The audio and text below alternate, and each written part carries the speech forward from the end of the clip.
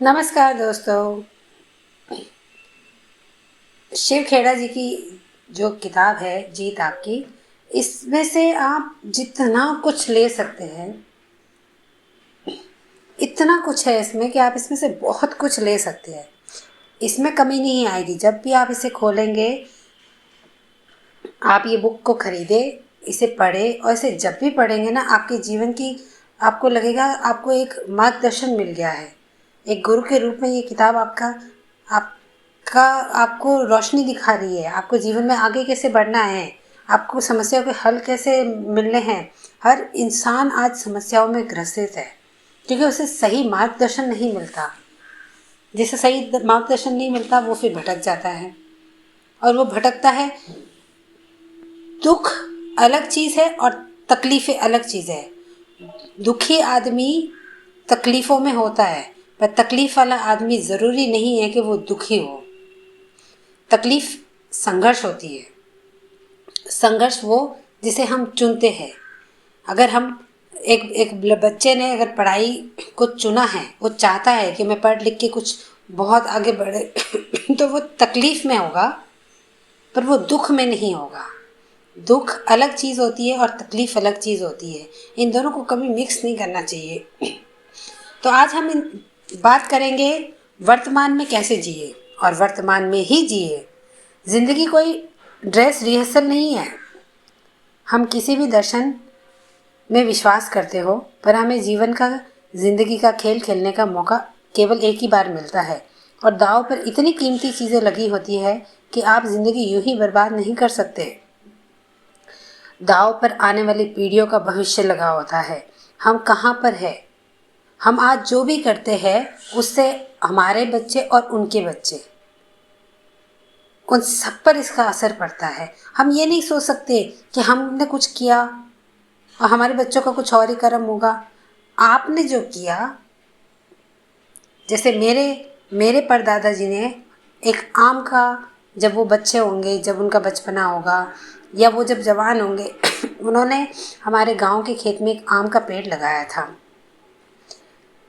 परदादाजी ने आम का पेड़ लगाया था। फिर हमारे दादाजी के आने तक वो पेड़ बहुत बड़ा हुआ। फिर हमारे पिताजी, और फिर हम लोग और हमारे बच्चे, हम कितनी पीढ़ी हो गए? 5 पीढ़ी उस आम के फल, उस आम के वृक्ष से फल खाते हैं। सोचे अगर हमारे परदादा जी ने वो आम का वृक्ष नहीं लगाया होता, या फिर उसकी उस एक की जगह 4 आम के वृक्ष लगाए होते, तो अगर नहीं लगाया होता तो हमें उस आम के वृक्ष से आम खाने का मौका कभी मिलता ही नहीं। तो उनका किया कर्म हम पर भी असर डालता है, और हमारा किया कोई भी कार्य आगे आने वाले कितनी पीढ़ियाँ उन पे असर डालता है। अब यह आप पे डिपेंड करता है कि आने वाले उस परिवार को आप क्या दे के जाते हैं। या तो वो आपको कोसते ही रहे कि हमें दुनिया में लाए क्यों, हमें पैदा ही क्यों किया, आप इतने गरीब थे तो आपको ये नहीं करना चाहिए था। या फिर आप ऐसा कोई काम करके जाए कि आपके नाते पोती आपको, नाते पोती पोता पोती जो भी कहते हैं, वो आपको दुआएं देते रहे कि भला हो हमारे दादा या नाना का, जिन्होंने ये ऐसा काम किया था। तो इसी पे हम बात करते हैं, हम कहाँ हैं और किस दौर में हैं। जवाब है हम इसी दौर में हैं और यहीं पर है। इसलिए हम आज को बेहतर बनाएं और इसका भरपूर आनंद लें। पर इसका मतलब ये नहीं है कि हमें भविष्य के लिए कोई योजनाएं नहीं बनानी चाहिए, बल्कि पैगाम ये है कि हमें आगे की योजनाएं बनाने की ज़रूरत है। और अगर हम अपने आज का भरपूर इस्तेमाल खुशहाली के लिए कर रहे हैं, तो हम खुद ब खुद आने वाले बेहतर कल के लिए बीज बो रहे हैं। क्या आप भी ऐसा मानते हैं? अगर हम अपने नज़रिए को सकारात्मक बनाना चाहते हैं, तो टाल मटोल की आदत को तुरंत छोड़ दें। तुरंत कल करूँगा, अभी करूँगा, थोड़ी देर बाद करूँगा, नहीं, अभी जो काम करना है उसको अभी करना है। और अगर आपने किसी काम को किसी कारणवश कल पे छोड़ा है, तो उसे कल ही करना है। पर एक बात याद रखिएगा, कल किसी की ज़िंदगी में आता नहीं है। जो चीज़ आप आज कर सकते हो वो आज ही कर सकते हो, क्योंकि कल में तो परिस्थितियाँ बहुत विपरीत हो जाती है, बहुत विपरीत हो जाती है। फिर तो हम खुद ब खुद ही आने वाले बेहतर कल के लिए बीज बो रहे होते हैं। अगर हम अपने नज़रिए को सकारात्मक बनाना चाहते हैं तो टाल मटोल की आदत को हमें तुरंत छोड़ देना चाहिए। ज़िंदगी में सबसे दुख भरे शब्द पता है क्या होते हैं इंसान के लिए? जब वो एक टाइम बाद बोलता है, यार मैं ऐसा कर सकता था, या मुझे ऐसा कर लेना चाहिए था, मैं यह कर सकता था, ऐसा हो सकता था, काश मैंने ऐसा किया होता, काश मैंने थोड़ी और कोशिश की होती तो मैं ये काम कर सकता था। तो ऐसे शब्दों का उपयोग आपको ना करना पड़े या फिर ऐसी परिस्थितियों में आपको ना फंसना पड़े, उसके लिए अगर आप कोई जॉब, कोई बिजनेस, यहाँ तक कि आप अपना परिवार भी बनाने के बारे में सोच रहे हैं ना, तो उसे भी सोच सोच समझ के बनाइए। आज हम उस दौर में हैं जब जब तक हमें एक अच्छा सक्सेस ना मिले तब तक हमें एक परिवार नहीं बनाना चाहिए। आप अकेले दुखी रह लीजिए, आप अकेले परेशान रह लीजिए, पर अपने साथ 4 लोगों को और निर्माण करके, उन्हें और दुनिया में ला के उनको अपनी परेशानी का भागीदारी ना बनाएं। जो काम आप आज कर सकते हैं उसे आप कभी कल पर ना टालें। शिव खेड़ा जी कह रहे हैं कि मुझे यकीन है कि जीत हासिल करने वालों के मन में भी कभी ना कभी टाल मटोल करने की इच्छा ज़रूर पैदा हुई होगी, पर उन्होंने उसे अपने ऊपर कभी हावी नहीं होने दिया। लोग जब कहते हैं कि यह काम मैं किसी और दिन करूँगा, तो इस बात को तय मान लीजिए कि वह उस काम को कभी नहीं करेंगे। कुछ लोग इस बात का इंतज़ार करते रहते हैं कि उनके घर से निकलने से पहले सारी लाल बत्तियाँ हरा सिग्नल देने लगे, पर ऐसा कभी नहीं होता है।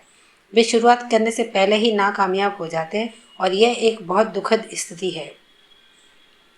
टाल मटोल करना बंद करें। क्या हमें बहानाबाजी करने की आदत, अपनी इस आदत को अलविदा नहीं कह देना चाहिए?